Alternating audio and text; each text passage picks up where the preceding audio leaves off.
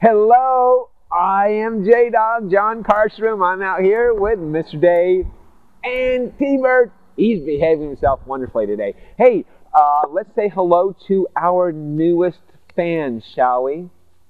Let's. Those fans come along. We are waiting. Listen, we're not even going to do hellos to new fans because it is just it's just not excruciating. It's so exciting that we're at 1,980 fans. This is very exciting.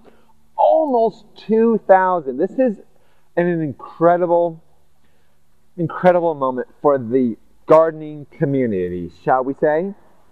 Good job, guys. Keep it up. Anyway, hope you enjoy the show. Welcome to everyone today. But I do want to give hopefully a very helpful tip today, because I have a prime example. I mean, a horrendous example. An example beyond belief. So we're talking about types of fungus.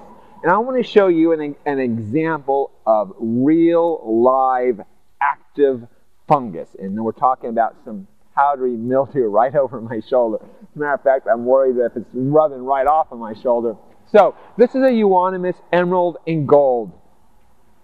Emerald and gold? Yes, emerald and gold. And by the way, it's a very cool, you can almost grow anything on a standard. And this just makes it, normally this is a 2.5 tall by 2.5 wide shrub. It's a great one to just give a haircut all the time, and you can just pull it up by its hair and then just shear it off, and then all that new growth is just bright yellow and gold, yellow and green, excuse me. But here we have it as a tree form, and so it's a nice little talking point. But anyway, it is suffering from powdery mildew, and you can tell just by that leaf. You see all of that white on there. That is a type of fungus, and it's just covering the leaves. Not good for this because it can't take in that energy that it needs. So what we need to do is treat for it.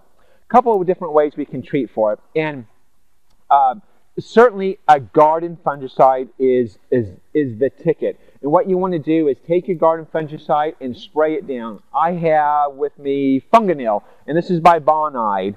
And Funganyl is just an all-purpose fungicide. It uses chlorothalonil,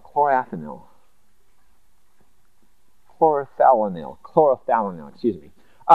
Which is, and it's a low risk, low toxicity of a type of fungicide. So what we do, it was just literally just spray it right on, and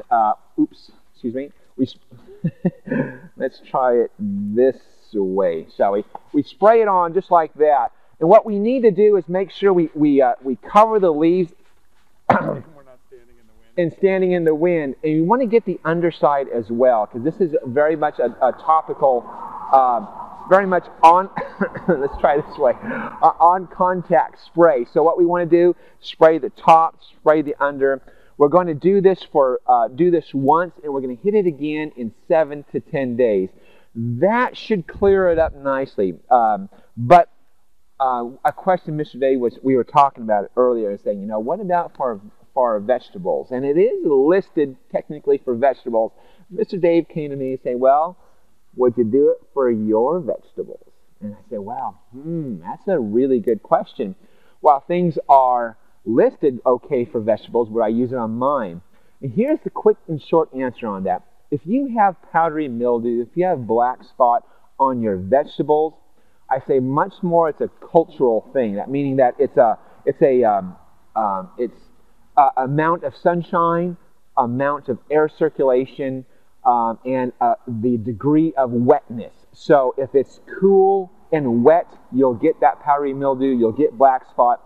If it is warm and wet, you'll get that as well. So those two. If you're getting in your vegetables, you might look at that space where you're having the vegetables. Maybe it's not getting enough sunshine, so move that into a much more sunny area. It's not getting that air circulation, maybe move it into another spot where it's getting the air circulation. So when it gets plenty of sunshine, lots of air circulation, you generally don't have that problem. So That was my answer. Anyway, I hope that helps. If you got powdery mildew, you can spray it with the fungicide. Oh, one more thing I do need to show you, because this is a great example. Now, this side of the plant, by the way, you can see it's shady because this is the west side, so we're getting shade on this side where we get sun on the other side, except we have a maple there that's giving it shade. And so thus, the wet and the dark is giving that powdery mildew. Now, on this guy right next to it, we're getting a little bit of that powdery mildew because it's spread by spores across, so you'll get it onto your next plant.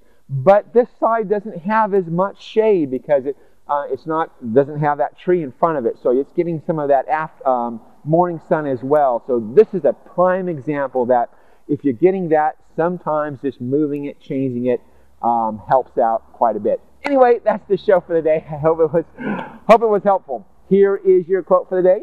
If you are too busy to develop your talents, you are too busy. Thank you very much, Julia Cameron.